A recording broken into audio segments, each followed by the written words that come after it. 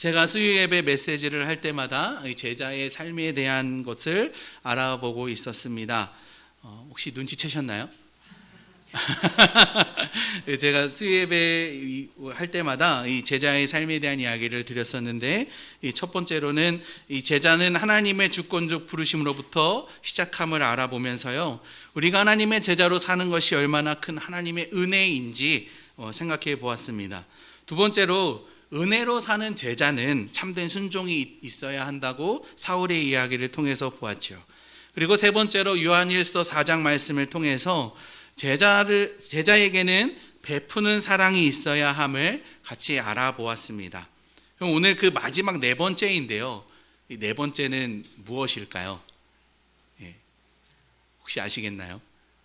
오늘 제자의 삶의 마지막입니다. 마지막이라고 하면 조금 아시지 않을까요? 제자의 삶 마지막 네 번째는 파송입니다.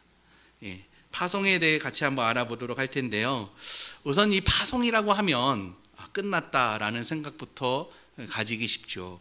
그러나 성경에서 말하는 파송은요, 끝이 아닙니다. 다시 또 다시라는 의미를 가지고 있습니다. 무엇에 대한 다시일까요? 제자로서의 삶에 대해 다시라고 말을 하고 있는 것입니다.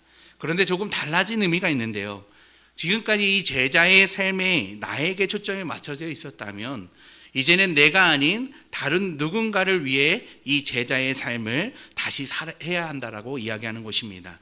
정리해서 말씀드리면 파송은요, 내가 제자의 삶을 살아왔듯이 내가 전한 복음으로 예수님을 영접한 영혼이 있다면, 혹은 연약한 믿음을 가진 자가 있다면 우리가 했던 것처럼 그들이 제자로서 삶을 살아갈 수 있도록 도와야 한다라는 것입니다.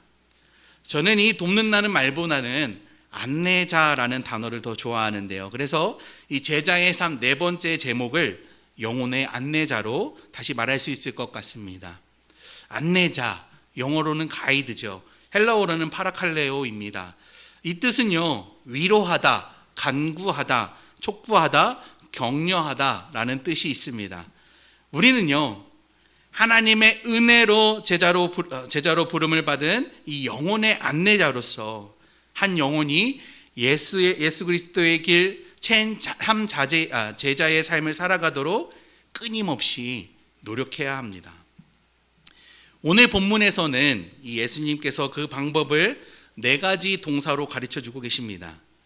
오늘 본문에 보면 19절입니다. 첫 번째는요, 19절에 나와 있듯이 가라는 것입니다. 한 영혼의 안내자가 되기 위하여서는 이 가라는 것이 중요합니다. 이 가라라는 동사는요, 짐을 챙겨 멀리 떠나다라는 의미와 같습니다. 다시 말해서 내가 지금 있는 이 곳에서 어떤 미련도 가지지 말고 모든 것을 버리고 떠나라라는 것이죠. 여기서 이 모든 것이란 물질적인 것뿐만이 아니라 우리의 심리적인 모든 상태 또한 포함이 되는 것입니다. 내가 가지고 있는 염려, 근심, 의심, 걱정 모든 것들을 다 내려놓고 떠나라라고 말하는 것이죠. 그런데 지금 이 가라고 하는 곳은, 이 명령은요, 목적지가 없어요. 눈에 보이는 정확한 지명이라든지 무슨 환경이라든지 방향이라든지 전혀 알 수가 없는 것입니다. 그렇다면 이 가라라는 동사는 도대체 무슨 목적을 가지고 있길래 내 모든 것을 내려놓고 알지도 못하는 곳으로 떠나라라고 말을 하는 것일까요? 이와 같은 의미를 이해하기 위해서는요, 성경 속에서 예를 찾아볼 수가 있는데요, 창세기 12장 1절에서 하나님은 아브라함에게 떠나라고 말씀을 하십니다. 이때 아브라함은 자신의 모든 것을 버려두고 떠나야 했던 것이죠. 태어나면서부터 지금까지 살아온 곳을 떠난다는 것은 참으로 어렵습니다. 어찌 살아가야 할지 막막한데 아브라함은요, 그런데 그 하나님의 말씀에 순종해서 떠납니다. 그런데 그냥 떠난 게 아니죠. 하나님의 약속을 믿었던 것입니다. 창세기 12장 2절입니다. 내가 너로 큰 민족을 이루고 내게 복을 주어 내 이름을 창대하게 하리니 너는 복이 될지라. 너를 축복하는 자에게는 내가 복을 내리고 너를 저주하는 자에게는 내가 저주하리니 땅의 모든 족속이 너로 말미암아 복을 얻을 것이라 하신지라. 아브라함에게 하나님이 약속하신 것은요, 하나님의 나라였습니다. 하나님이 친히 다스리시는 그 나라를 아브라함을 통해 이루겠다고 말씀하시는 것이죠. 그래서 아브라함은요, 가라는 명령의 목적은 모든 것을 버리는 것이 아니라 하나님이 주시는 것으로 새롭게 채우라라는 것이었습니다. 우리에게도 마찬가지입니다. 이 가라라는 명령은요, 내가 지금까지 살아온 모든 것을 버리는 데 목적이 있는 것이 아닙니다. 또한 내가 가야 할 길이 어딘지 모른다는 것에 불안해하며 두려워하는 것에 목적이 있는 것이 아니죠. 우리로 가라고 명령하신 데에는 하나님의 일하심이 전적으로 포함되어 있습니다. 그렇기 때문에 이 가라라는 것은요, 모든 것을 버리고 포기하는 것, 희생의 의미가 있는 것이 아니라 하나님이 우리에게 행하실 모든 것을 기대하며 믿음으로 하나님이 채우실 것을 삶 속에서 기대하며 누리라는 것이죠. 아무도 알지 못하는 것을 하려는 것은 쉽지 않습니다. 가는 것은 너무나도 어렵죠. 특히 나를 해하려는 것들이 있음에도 불구하고 내가 가면 당연히 힘들 것을 알면서도 가는 것은 참으로 순종하기가 어렵습니다. 사도 바울은요, 자신이 복음을 전하며 가슴에 품고 있던 땅이 있었습니다. 소아시아였죠. 어찌 보면 자신이 가장 잘 복음을 전할 수 있었고 영향력이 잘 드러날 수 있었으며 안전했고 더 많은 열매를 볼 수 있을 것이라 확신했었습니다. 그러나 그 일을 성령께서 막으십니다. 그리고는 바울에게 너무나 낯선 땅 마게도냐의 환상을 보여주시죠. 유럽으로 건너가 복음을 전할 것을 말씀하시는 겁니다. 바울은 이 말씀에 순종하여 가라는 곳으로 갑니다. 그리고는 계획하지도 않은 곳에서 하나님의 역사하심을 보게 되죠. 사도행전 16장 11절에서 12절 말씀인데요. 드로아에서 배로 떠나 사모드라게로 직행하여 이튿날 네아폴리로 가고 거기서 빌립보에 이르니 이는 마게도냐 지방의 첫 성이요 또 로마의 식민지라. 바울이 성령의 이끄심으로 복음이 전파된 곳은요, 전 세계에 영향력을 지닌 로마였습니다.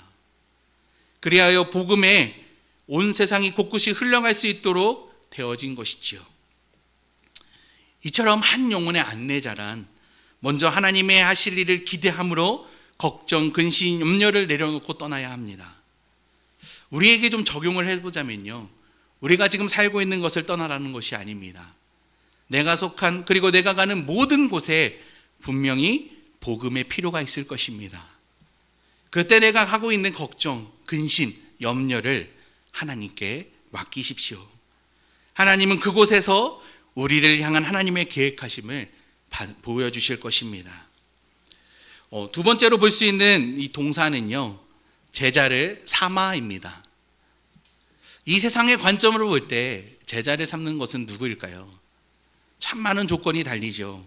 그만한 자질이 있는지, 그만한 가치가 있는지부터 확인하게 됩니다. 그러나 복음을 전하는 삶에 있어서 중요한 것은 그 사람의 가치와 자질이 아닙니다. 예수님께서는요, 어느 날 엄청난 폭풍우를 뚫고 배를 타고 반대편으로 건너가셨던 적이 있습니다. 제자들은 그 폭풍을 보며 두려워 떨었지요. 이 폭풍으로 배 타고 있는 모든 사람이 죽을 것만 같았기 때문입니다. 얼마나 무섭고 떨었으면 예수님에게로 가서 화를 내기도 합니다. 예수님에게는 이 배를 타고 건너편으로 가는 모든 일정이 피곤했고 힘든 어려운 일이었습니다. 그런데 왜 이 폭풍우를 뚫고 힘들게 그 건너편까지 갔을까요? 그 이유는요, 어느 한 사람을 만나기 위함이었는데 그 이름은 바로 거라사 광인이었죠. 귀신 들린 자였습니다. 예수님은 왜 그 폭풍을 뚫고 이 광인을 만나러 오셨을까요? 무슨 목적이 있고 또 어떠한 소망이 있길래 어떠한 기대를 가지고 그를 만나러 가신 것일까요? 엄청난 부와 능력과 권력을 기대하며 가지 않으셨을 것입니다. 예수님은 그 사람이 현재 어떤 상태인지가 중요하지 않으셨던 것이죠. 예수님을 만나고 난 후 그 구원받은 사람의 모습을 기대하며 예수님은 그 거라사 광인을 만나러 가셨습니다. 이처럼 우리에게 주어지는 이 제자를 삼아라는 명령은요, 큰 사랑을 전제로 합니다. 이 사람이 어떤 사람이냐가 중요한 것이 아니라 이 사람에게 이 사랑이 어떻게 전하여질 수 있을까가 중심이 되어야 하는 것이지요. 그래서 예수님은 이 제자를 삼아라는 말에 이렇게 덧붙입니다. 모든 족속으로. 여기서 족속이라는 단어는 헬라어로 에스노스인데요. 이는 다양한 문화적, 물리적 혹은 지리적 관계에 기초를 둔 거대한 일반 사람들이라는 뜻을 가지고 있습니다. 쉽게 말하면요, 다 다르다는 거예요. 언어, 문화, 물질, 삶의 수준, 모든 것이 다 다른 것을 포함한 단어가 이 족속이라는 단어입니다. 우리는요, 이 다르다는 것을 얼마나 품어줄 수 있을까요? 제자로 삼으실 수 있겠습니까? 인간의 가장 큰 연약함은요, 안목이라 합니다. 눈으로 보는 것이죠. 자신이 눈으로 보는 것만 신뢰하고 믿는다는 것입니다. 그렇기 때문에 눈으로 보지 못했거나 확인이 되지 않은 일에 대해서는 오해하며 편견을 가지는 일이 많죠. 야고보는요, 야고보서 2장에서 이에 대해 이렇게 전하고 있습니다. 내 형제들아, 영광의 주 곧 우리 주 예수 그리스도에 대한 믿음을 너희가 가졌으니 사람을 차별하여 대하지 말라. 만일 너희 회당에 금가락지를 끼고 아름다운 옷을 입은 사람이 들어오고 또 남루한 옷을 입은 가난한 사람이 들어올 때에 너희가 아름다운 옷 입은 자를 눈여겨보고 말하되 여기 좋은 자리에 앉으소서 하고 또 가난한 자에게 말하되 너는 거기 서 있든지 내 발등상 아래에 앉으라 하면 너희끼리 서로 차별하며 악한 생각으로 판단하는 자가 되는 것이 아니냐. 이처럼 외모를 가지고 사람을 평가하는 것에 대해 야고보는 악한 생각을 가지고 죄악 가운데 행하는 자라고 말을 합니다. 또 이런 사람은요, 심판대 앞에 서리라고 경고하고 있습니다. 이 세상은요, 참 많은 차별을 하는 것 같습니다. 대표적인 예로 외모지상주의라는 말이 있죠. 제가 어렸을 때부터 자주 듣던 말이 있습니다. 깔끔하게 입고 다니지 않으면 사람들이 얕본다. 그리고 많이 먹고 좀 등치가 커져야 사람들이 깔보지 않는다. 그리고 몸이 좀 뚱뚱하면 게으를 것이니까 좀 많이 움직여라. 이런 말들을 많이 들었습니다. 그러나 요즘 가장 큰 문제로 드러나는 것은요, 외모로 인한 취업 제한이죠. 어느 한 단체에서 조사한 자료에 의하면요, 직장인들 한 89%는 외모로 인한 차별을 경험해 보았다고 답을 합니다. 이와 같으니 얼마나 큰 심각성을 알려주고 있냐면요, 같이 일하고 싶은 사람을 이제는 실력보다는 외모로 선택하는 시대가 되어버렸다는 것이죠. 이게 얼마나 가슴이 아픈 일입니까?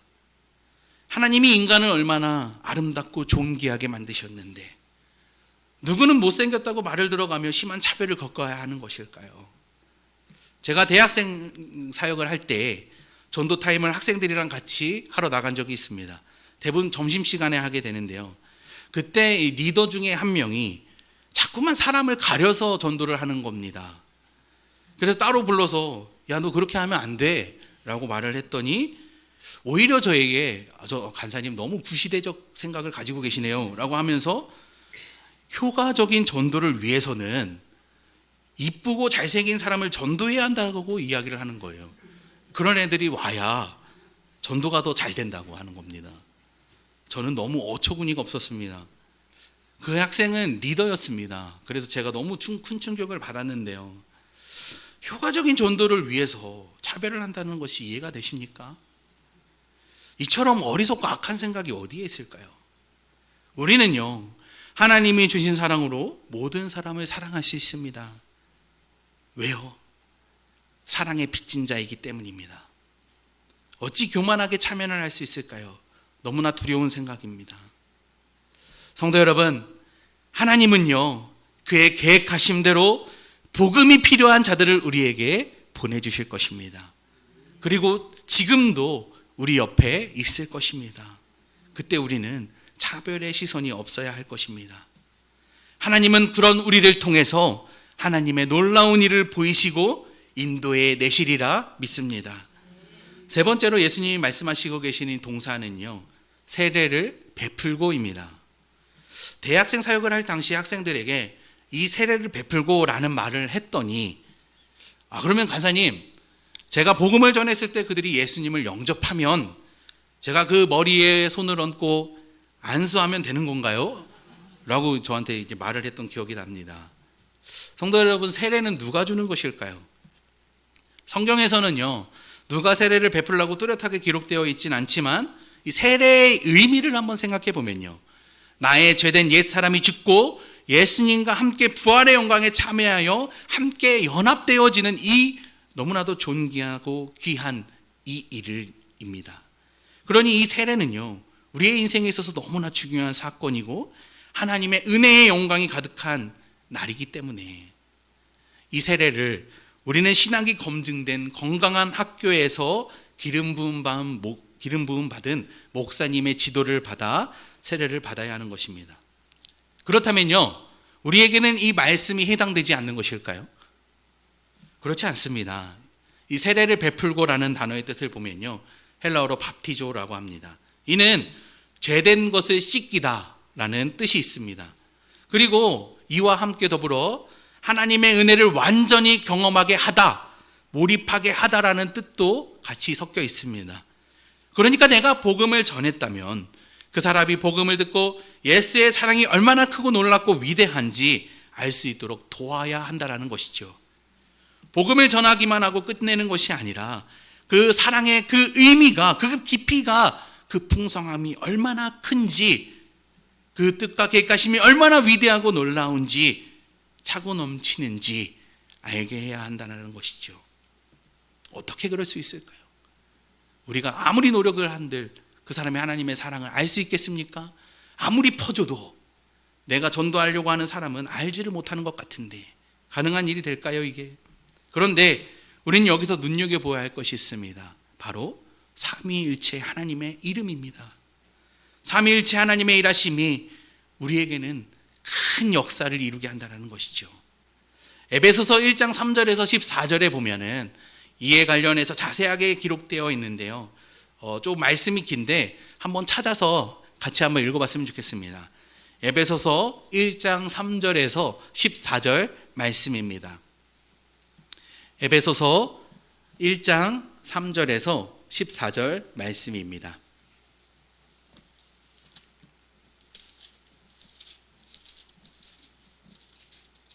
제가 가진 성경으로 310면에 있습니다. 신약성경 310면에 있습니다.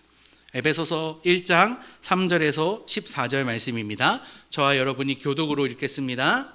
찬송하리로다. 하나님 곧 우리 주 예수 그리스도의 아버지께서 그리스도 안에서 하나님에게 속한 모든 신령한 복을 우리에게 주시되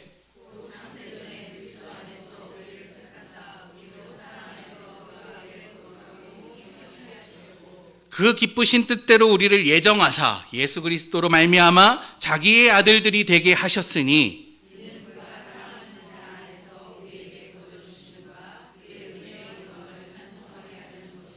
우리는 그리스도 안에서 그의 은혜의 풍성함을 따라 그의 피로 말미암아 속량 곧 죄사함을 받았느니라. 그 뜻의 비밀을 우리에게 알리신 것이요 그의 기뻐하심을 따라 그리스도 안에서 때가 찬 경륜을 위하여 예정하신 것이니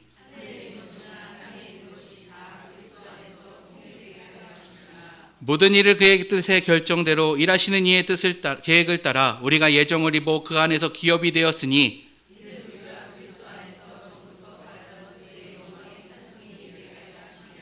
그 안에서 너희도 진리의 말씀 곧 너희의 구원의 복음을 듣고 그 안에서 또한 믿어 약속의 성령으로 인치심을 받았으니 이는 우리 기업의 보증이 되사 그 얻으신 것을 속량하시고 그의 영광을 찬송하게 하려 하심이라. 아멘. 태초부터 시작된 하나님의 놀라운 그 위대한 사랑 이야기, 예수님의 사랑으로 우리가 절정으로 다가오더니 성령의 보증하심으로 우리에게 확증시키는 것을 볼 수 있습니다. 그래서 우리는 이 놀랍고 위대한 사랑 이야기를 이렇게 이야기할 수 있습니다. 하나님은 당신을 사랑하시며 당신을 위한 놀라운 계획을 가지고 계십니다. 제가 참 많이 외치고 다녔던 말인데요, 사형리 첫 번째에 나오는 문구입니다. 세례를 베푼다는 말은요, 내가 복음을 전할 상대가 하나님의 사랑을 알아 그 안에 풍성히 누릴 수 있도록, 그리고 그 뜻과 계획을 볼 수 있도록 우리가 사랑을 베풀어야 한다는 말이 되는 것이지요. 담대하게 그 이름을 선포하십시오. 하나님의 이름에는 능력이 있습니다. 예수님의 이름에는 권능이 있습니다. 성령님의 이름에는 소망이 있습니다. 믿음으로 우리가 선포할 때에 한 영혼이 주님의 사랑을 풍성하게 알아가게 될 것입니다. 마지막으로 네 번째 예수님이 말씀하신 동사는요, 가르쳐 지키게 하라입니다. 문장 그대로입니다.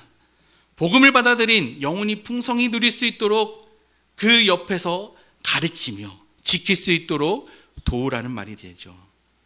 그러나 이와 같은 말은 참으로 어렵습니다. 왜냐하면 세상이 말한 스승과는 또 다른 위치이기 때문이죠.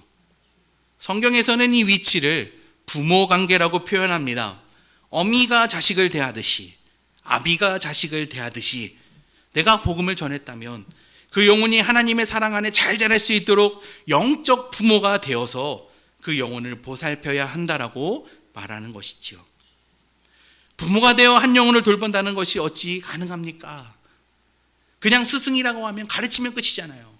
나머지는 학생이 알아서 해버리면 되니까, 가르치기만 하면 되기 때문에 책임에서 자유롭습니다. 그러나 부모는 그렇지 않습니다. 내 자식이 잘 자랄 수 있도록 희생해야 되고 헌신해야 되며 끝까지 붙잡아야 합니다. 행여나 다른 길로 빠지지 않을까 노심초사하며 끝까지 보살핀다는 것이죠. 그러나 여기서 우리가 반드시 기억해야 할 것은 우리는 심고 물을 주는 것뿐입니다. 그 영혼이 자라게 하는 것은 하나님께 달려있다는 것이죠. 그리고 예수님께서 말씀하셨듯이 우리가 심고 물을 주도록 힘을 주는 분이 하나님이십니다. 그리고 그것을 지키고 보호하시는 분이 예수님이죠. 또한 그 모든 가정 가운데 우리와 함께 하시며 때로는 사랑으로 따뜻하게 하시고 위로하시고 인도하시는 분이 성령님이 되십니다. 그렇기 때문에 우리는 이 가르치며 지키게 하는 일에, 즉 잃어버린 한 영혼을 향해 수고하며 애쓰는 모든 일에 감사하며 기쁨이 충만합니다. 날마다 기도하며 기대하여 소망하는 삶을 살아갈 수 있는 것입니다. 말씀을 정리하겠습니다. 우리는요, 이 네 가지 동사로 어떻게 한 영혼의 안내자로 살아갈 수 있는지 오늘 알아봤습니다. 그렇다면 이제 가서 제자 삼으십시오 라고 말을 하면 당당히 두려움 없이 가실 수 있겠습니까? 아무리 성경에서 말하는 약속이고 하나님의 뜻하신 바라 하지만 인간의 연약함으로는 어쩔 수 없이 가질 수 있는 두려움이 있습니다. 그래서 우리는 이 동사를 행하기에 앞서 마음속에 간절히 품고 다녀야 하는 것이 있는데, 첫째는 17절에 보면 의심하는 자에 대한 것입니다. 예수를 배웠고 경배하나 오히려 의심하는 자도 있더라. 이 뒤에 어떠한 것이 붙여 있지 않아요. 예수님 곧바로 이어서 이야기합니다. 예수께서 나와 일러 가라사대 라고 바로 이 명령을 선포하는 것을 볼 수 있죠. 우리는요, 제자의 삶을 살아갈 때 내가 완벽해서 살아간다고 하지 못합니다. 17절에 기록되어 있는 의심이라는 단어는요, 주저하다, 마음이 흔들리다라는 뜻을 가지고 있습니다. 그런데요, 내가 마음이 흔들리고 마음속에 근심과 걱정이 가득하여 주저하는 것이 안내자의 삶을 우리로서 이렇게 제자로 살아가게끔 하는 모든 행위를 막지 못한다는 것입니다. 그 이유는 우리는 순종할 뿐이고 우리를 통해 역사하시는 분이 하나님이시기 때문입니다. 성경에는 이렇게 의심 많은 자들의 기록이 있습니다. 대표적인 예로 도마를 들 수 있죠. 그는 예수님의 부활을 믿지 못했습니다. 그래서 손에 못자국을 만져보기까지 하죠. 그렇다면 부활하셔서 직접 보이기까지 하셨는데 그것을 믿지 못하고 그 손에 난 못자국을 만져본 도마가 복음을 전할 자격이 없었을까요?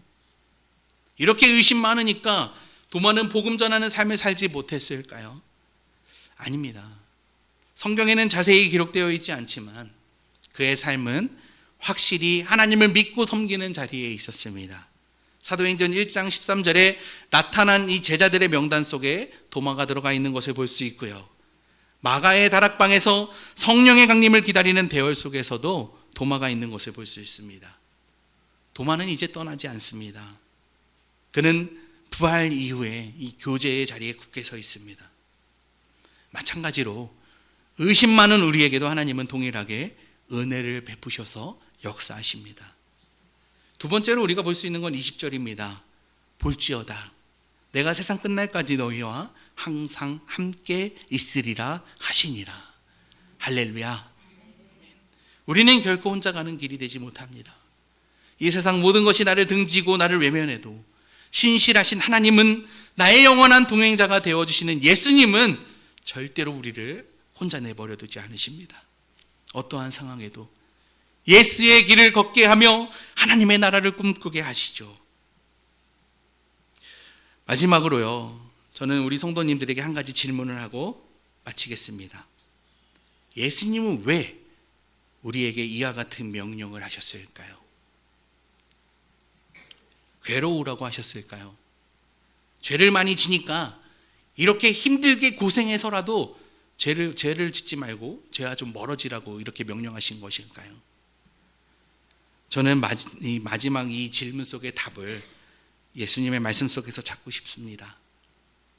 나와 항상 함께하고 싶으셔서. 전도를 해보면요, 이것이 우리에게 희생이 되지 않는다는 것을 너무나 잘 알 수 있습니다. 전도는요, 우리가 속한 모든 곳에서 할 수 있는 것이에요. 가정 안에서도 할 수 있고, 내가 속한 직장 안에서도 할 수 있고, 내가 길을 걸어가면서도 할 수 있고. 왜 이렇게 이 전도의 문이 열려 있는가 하면 하나님의 살아가심을 볼 수 있기 때문이죠. 내가 살아가는 모든 순간이 얼마나 큰 은혜인지, 그 깊이가 얼마나 높고 위대한지 알 수 있는 게 바로 전도입니다. 성도 여러분, 말씀이 정말 우리의 삶에 역사하시는 것을 보고 싶으십니까? 하나님이 우리를 지키시는 것을 아시고 싶으십니까? 전도의 현장에 계십시오. 저는 선교를 참 많이 다니긴 했지만 단 한 번도 확신해서 가본 적이 없습니다. 항상 의심이 들었어요. 너무 가고 싶지 않았거든요. 덥고 짜증나고 습하고 문화도 다르고 언어도 다른데, 저는 언어를 할 줄 모르는데 그 사람한테 가서 무슨 도움이 되겠나라는 그 짜증이 너무 밀려오는 거예요. 저를 조금 아시다는 분들은 아마 아실 텐데, 저는 굉장히 불평이 많습니다. 좀 이거를 다른 말로 화를 낸다고 하는데, 이게 합리적이지 않은 상황이 다가오면 이게 분노가 치밀어 오르는 거예요, 제 안에. 근데 한번 이게 중국 선교를 갈 일이 있어서 가는데, 이 중국이라는 곳을 가시면 아시겠지만 너무나도 이제 보안을 철저히 해야 해서 문을 다 닫아놓고 복음을 전합니다. 그러니까 친구 사귀기를 먼저 해서 친구가 된 사람들을 불러 모으죠. 그리고 복음을 전하기 위해서 한 곳을 정해서 다 이게 복음을 전하는데 다 문을 닫습니다. 에어컨도 없어요. 그 작은 공간 안에 몇십 명이 모여서 그 복음을 전하고 찬양하고. 근데 이제 그 복음을 전할 때에 문을 이렇게 다 닫거든요. 근데 쇠창살로 이렇게 다 쳐져 있는 문이 있어요. 다 닫고 선풍기만 돌아가고 몇십 명이 모여서 그 안에서 이렇게 복음을 전하는데, 전 너무 짜증이 나는 거예요. 왜 여기까지 와서 내가 이렇게 고생을 해야 하나? 내 주변에 복음을 듣지 않은 사람 너무나도 많은데 왜 내가 이걸 저 억지로 막 끌려간 데가 너무 많거든요. 이제 찬양팀을 하다 보니까 리더 되시는 목사님이 같이 갑시다 그러면 가야 되나? 그러다가 이제 가게 되거든요. 너무 짜증이 나는 거예요. 그런데 하나님께서 신실하게 역사하시는 것을 참 많이 보았습니다. 뜻하지 않은 곳에서 하나님은 일하고 계시더라고요. 제 마음속에 한쪽 이제 깊은 곳에 저는 여러 가지 이제 선교에 대한 생각을 가지고 있던 것 중에 하나가 북한이었는데, 이 중국 선교를 통해서 이들이 북한 선교를 하고 있다는 것을 알게 되었어요.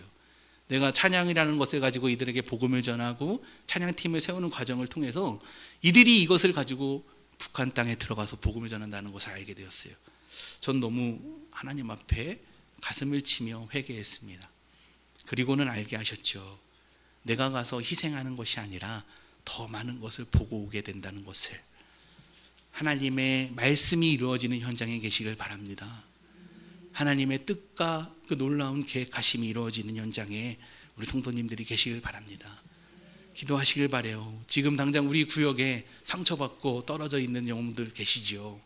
그리고 내 주변에 하나님을 알지 못한 채 중독되어 사시는 분들도 계실 겁니다. 삶에 희망이 없어서 쓰러져 있는 분도 계실 거예요. 그분들을 향해서 이 마음을 품고 하나님이 가라르시는 곳에 우리 성도님들이 가 계시면 좋을 것 같습니다. 기도하겠습니다. 찬양과 영광을 받으시기 합당하신 하나님, 그 이름을 송축합니다. 연약한 자를 붙잡아 주셔서 하나님의 귀한 일꾼 삼으시고 그 때때로 인도해 가시니 그 은혜가 우리에게 족합니다.